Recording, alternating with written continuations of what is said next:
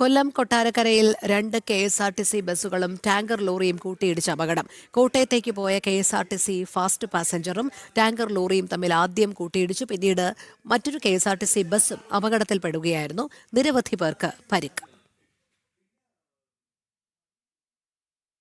അടൂരിൽ നിന്നും ആയൂരിൽ നിന്നും അടൂരിലേക്കുള്ള ബസ് ഇവിടെ നിർത്തിയിട്ടിരിക്കുകയായിരുന്നു, ഓർഡിനറി ബസ്.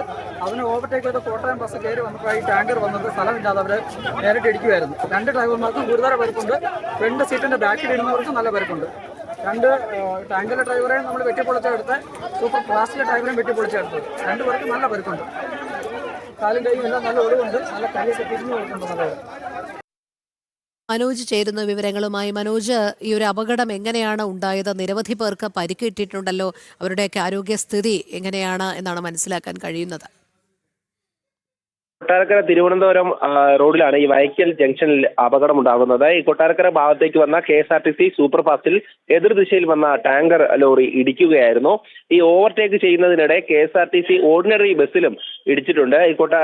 അങ്ങനെയാണ് ഈ അപകടം ഉണ്ടാകുന്നത്. അതായത് ഈ കൊട്ടാരക്കര താലൂക്ക് ആശുപത്രിയിൽ ബസ് കണ്ടക്ടർ അജി ഉൾപ്പെടെയുള്ള 5 പേരെ പ്രവേശിപ്പിച്ചു എന്നുള്ളതാണ് ലഭിക്കുന്ന വിവരം. അതായത് ഈ അജിയെ തിരുവനന്തപുരം മെഡിക്കൽ കോളേജ് ആശുപത്രിയിലേക്കും പിന്നീട് റെഫർ ചെയ്തിട്ടുണ്ട്.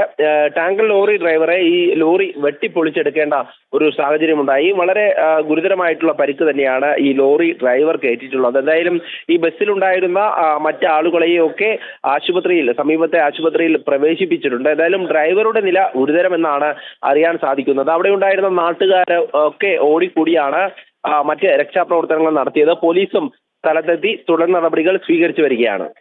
ശരി, മനോജാണ് വിവരങ്ങൾ നൽകിയത്.